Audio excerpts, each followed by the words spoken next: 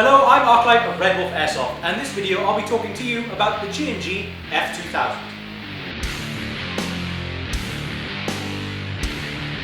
Some of our older viewers may recognize this gun, as Redwolf has reviewed this gun before. But this is a newer, fully licensed version, so we're just going to go ahead and review it again anyway. Known online also as the whale gun.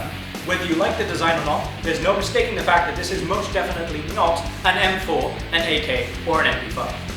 Emulating the real gun, it is hyper-modern. That means the only method to be found on it is the barrel, the rail, iron sights, and screws. Otherwise, the entire thing is polymer all over with a rubberized butt pack.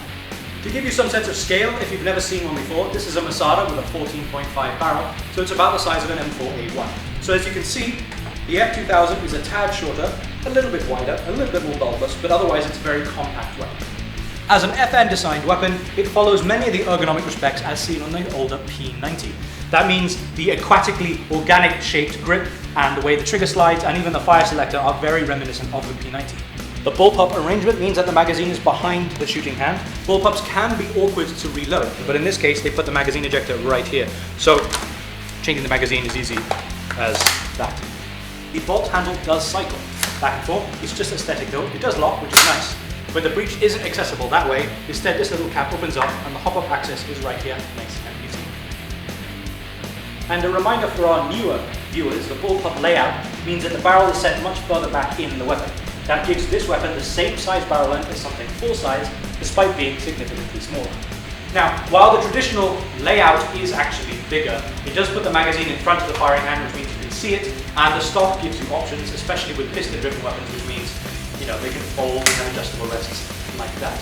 Whereas with bullpups, of course,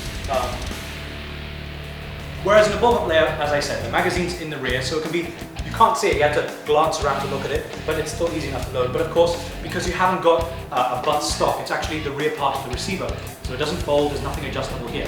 So while you get an overall more compact weapon, you have less options for functionality. So as a bullpup weapon, almost exactly like the AUG, the backplate removes and the battery access is back here with the rear wired solution. And just like the AUG, this is a bullpup AEG, which means that the magazine is here and the hop-up is up here and the gearbox occupies almost all of this, which means the remaining battery space is quite small, which means you're stuck with either using a small NiCad or a regular or small mini LiPo. As an AUG user myself, I, along with many other veterans, can attest to the fact that the AUG rear plate is easier to take off than this, but that also means, especially over time with wear and tear, it can fall off more easily as well. The F2000 has little rubber ridges that make it slide in horizontally. That does mean it's a little bit harder to get on and off, but it means that there's just no way it's going to fall off anytime soon. If you are switching to an airsoft bullpup for the first time, then a little piece of wisdom you should know that we all learn from experience. An AEG is a noisy little lawnmower device. What that means is, with the gearbox and motor up front, it makes quite a noise. In a bullpup, it's buried inside your chest, so to everyone else it comes out a little bit more quiet and muffled. But to the user, it's a little bit louder because the noise is going on right under my chin instead of in front of it. That does mean that it's very easy to miss sounds on the far side or behind you because it's being drowned out by this weapon. It's made a little bit worse because the F2000 sling mount is right here. That puts a hole in this little guitar box with direct line access to the motor. So it's quite a little noisy speaker going on underneath my chin.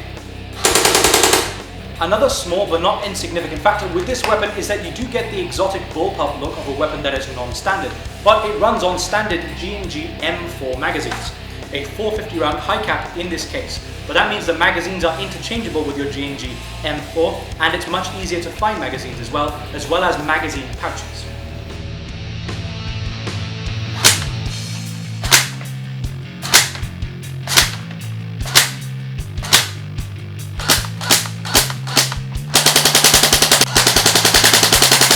At 360 FPS it's okay for long range, it's safe enough for short range, but of course it uses fairly standard G&G internals, so you can always talk to us about modifying that spring for higher power anyway.